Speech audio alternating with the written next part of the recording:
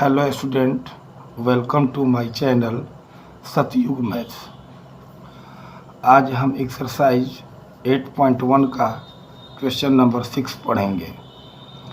Question number 6 है, यदि कोण ए और कोण बी न्यून कोण हो जहां cos A बराबर cos B, तो दिखाइए कि कोण A बराबर कोण B।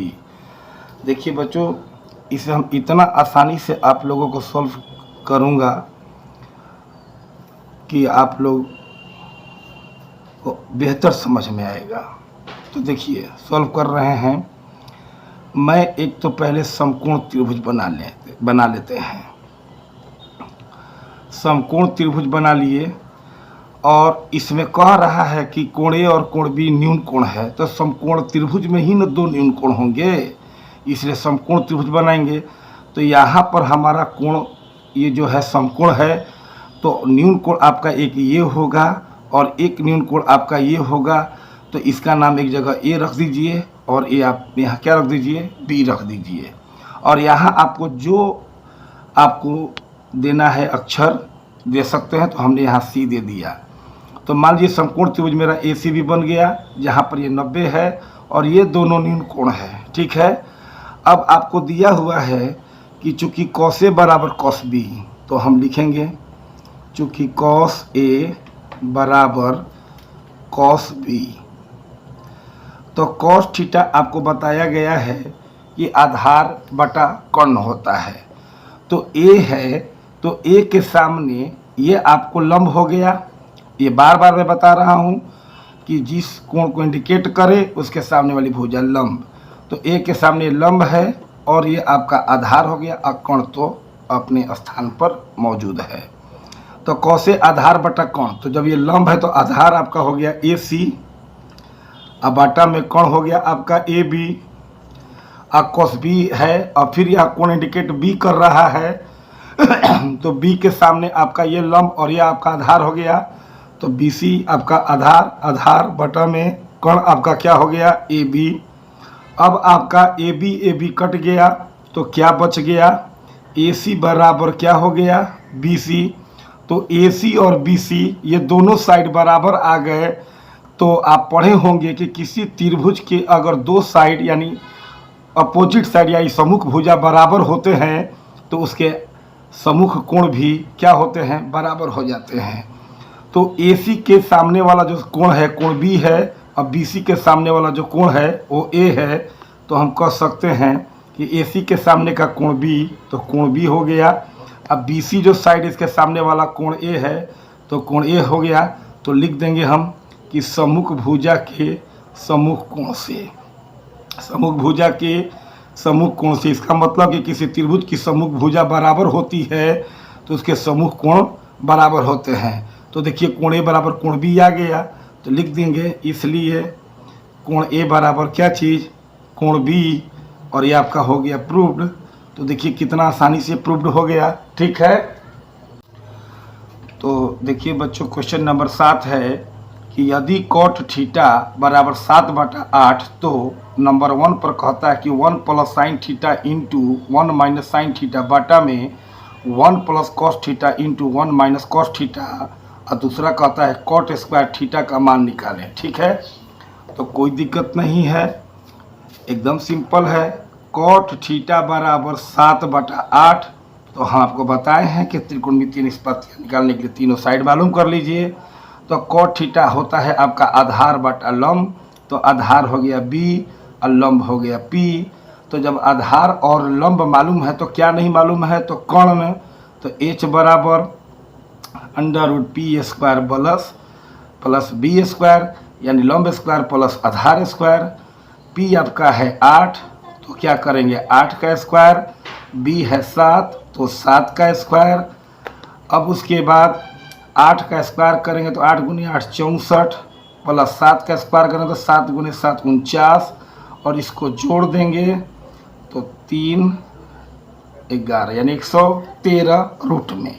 अब बताए थे आप लोग कि 113 का ये पूर्ण वर्ग नहीं है, तो इसका क्लियर वर्गमूल नहीं निकलेगा, इसलिए इसको इतना ही पर हम छोड़ देंगे। जिसका क्लियर वर्गमूल निकलता है उसी का निकालते हैं। तो अब देखिए पहला नंबर क्वेश्चन रख लीजिए, 1 plus sine theta into 1 minus sine theta, अब बाटा में 1 plus cos theta into 1 minus cos theta. तो हम यहाँ देखिए 1 प्लस साइन थीटा लंब बटा कर्ण, तो लंब आपका पी है जो 8 है, और कर्ण आपका जो है एच आया √113, इसको ब्रैकेट में कर देंगे, यहाँ कुछ नहीं है तो साइन इंटू का होगा 1 माइनस फिर साइन थीटा 8 बटा में √113, क्योंकि अभी साइन थीटा को तो माने हम लिखें, फिर बटा में अब 1 प्लस कॉस थीटा आधार बटा कर्ण, तो आधार आपका देखिए 7 है और कर्ण तो आपका आया ही है √113, फिर ब्रैकेट में कर देंगे, ब्रैकेट में है तो फिर इंटू 1 माइनस कॉस थीटा का भी आपने मान यहाँ लिखा तो 7 बटा में √113।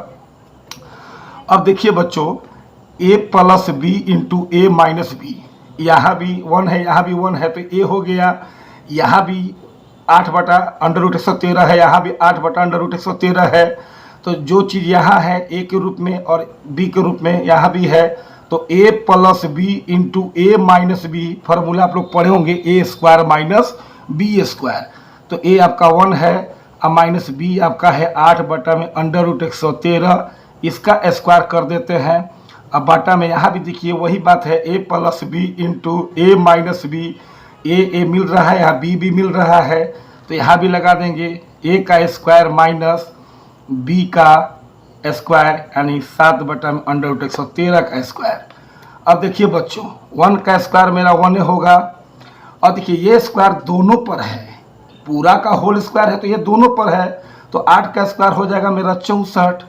अब बटा में रूट का स्क्वायर होता है तो रूट कैंसिल हो जाता है, तो ये हो गया आपका 113, फिर बाटा में यहाँ 1 का स्क्वायर हो जाएगा 1 माइनस ये स्क्वायर फिर दोनों पर है तो 7 का स्क्वायर हो जाएगा 49, अब बटा में फिर रूट 113 है तो 113 का स्क्वायर होगा तो रूट कैंसिल हो गया 113 हो गया।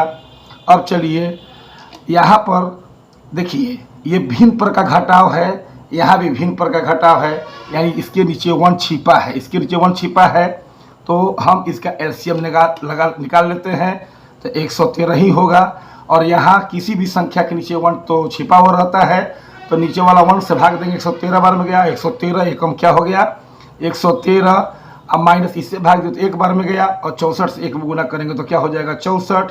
बाटा में यहाँ भी भिन्न पर का घटाव है, वही बात है जो यहाँ किए हैं हम, तो यहाँ भी इसके नीचे 1 छिपा है तो इसका भी एलसीएम ले लेंगे 113, इससे नीचे वाले 1 से डिवाइड करेंगे 113 बार में जाएगा, और 113 से 1 में गुना करेंगे तो 113, इससे डिवाइड करेंगे तो 1 बार में जाएगा तो ये हो जाएगा 49।